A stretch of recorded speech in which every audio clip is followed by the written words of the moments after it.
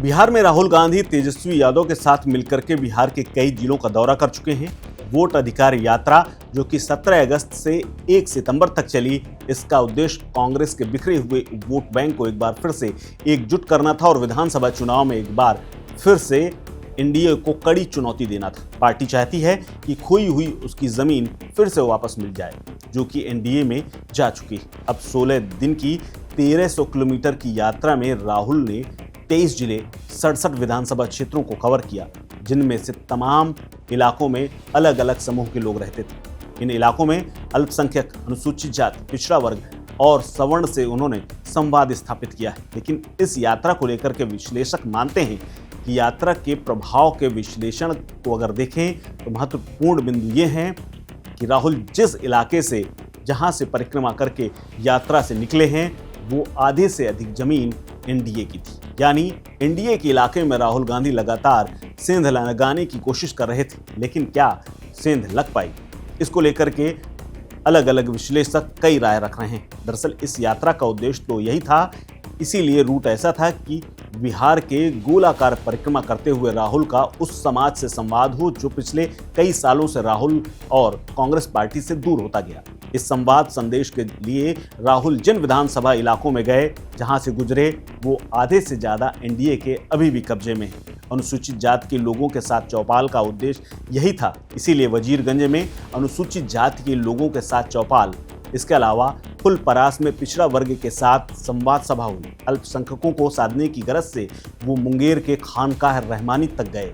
वहीं सवर्णों को रिझाने के लिए मंदिरों की परिक्रमा तक लगाते नजर आए। राहुल ने अपनी यात्रा में सामाजिक समावेश पर पूरा जोर दिया था, जिसमें अनुसूचित जाति, पिछड़ा वर्ग, अल्पसंख्यक और सवर्ण समुदाय को जोड़ने की पूरी कोशिश रही। लेकिन क्या ये सब कुछ विधानसभा चुनाव के दौरान साथ देंगे? उदाहरण के लिए वजीरगंज में अनुसूचित जाति के लोगों के साथ चौपाल हुई। इसके अलावा फुलपरास के पिछड़ा वर्ग के साथ सभा की गई। मुंगेर के खानकाहों या फिर सवर्णों के साथ, खासकर ब्राह्मणों को आकर्षित करने के लिए मिथिला और चंपारण के मंदिरों की राहुल गांधी ने परिक्रमा तो की, लेकिन आशीर्वाद मिलेगा, इस पर संशय बना हुआ है और उसका पटाक्षेप भी बिहार के विधानसभा चुनाव के दौरान ही होगा।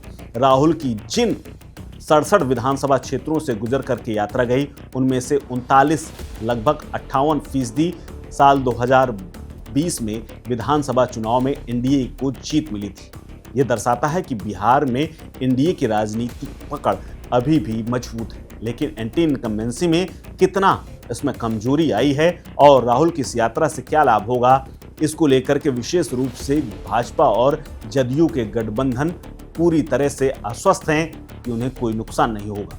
लेकिन कांग्रेस भी चाहती है कि सेंध लगे। इन क्षेत्रों में एनडीए की जीत का मतलब है कि कांग्रेस को इन सीटों पर अपनी पैठ बढ़ाने के लिए और प्रयास करने होंगे। सिर्फ एक यात्रा नाकाफी साबित होगी। उपचुनाव में जहां राजद को मिली जीत से एक संजीवनी मिली थी, वहीं वीआईपी ने भी पाला बदल करके महागठबंधन के साथ लिया है और वोटों के इस समीकरण का ख्याल रखते हुए राहुल गांधी अपने साथ वीआईपी पार्टी के संस्थापक मुकेश कुमार को इसीलिए साथ लेकर के घूम रहे थे, क्योंकि उनका भी एक अच्छा खासा वोट बैंक है। हालांकि सूर्यगढ़ के उनके स्वागत में जो फीका उत्साह दिखा, उससे इनका मोराल डाउन जरूर हुआ है। साल 2020 में यहाँ प्रहलाद यादव विजय हुए थे, जो बाद में राजद का साथ छोड़ चुके हैं। अब यहाँ से वीआईपी पार्टी आस लगाए हुए बैठी है कि शायद उसको एक सीट यहाँ से मिल जाए। इन 5 सालों में आंशिक ही सही, लेकिन सामाजिक समीकरण के लिए गठबंधन की परिस्थितियों में जो भी परिवर्तन हुआ है, इसीलिए रूट के निर्धारण में कांग्रेस ने सहयोगियों की इच्छा का भी कुछ ध्यान रखा। राजद की इच्छा थी कि सिकंदरा और जमुई, जबकि माले की चाहत थी कि आरा रूट से ये यात्रा जुड़े और इसीलिए इसको यहाँ से जोड़ा गया। सासाराम से शुरुआत हुई और आरा में यात्रा का समापन का निर्णय भी इसीलिए तीनों पार्टियों से पूछ करके ही रखा गया था, क्योंकि शाहाबाद में महागठबंधन पहले से ज़्यादा मजबूत दिखाई दे रही है। महागठबंधन की कुल 9 में से 4 लोकसभा सीटें सासाराम, काराकाट, बक्सर, आरा और इसी परिक्षेत्र में है। प्रदेश अध्यक्ष राजेश राम की कुटुंबा सीट भी और आनंद शंकर सिंह की औरंगाबाद सीट भी इसी इलाके में है। इसके साथ ही यात्रा के रूट में कुल 5 सीटें ऐसी रहीं जहां कांग्रेस हैट्रिक लगाने की सोच रही है। यात्रा खासकर उन्हीं क्षेत्रों से गुजरी जहां महागठबंधन को अपनी संभावना प्रबल लग रही है।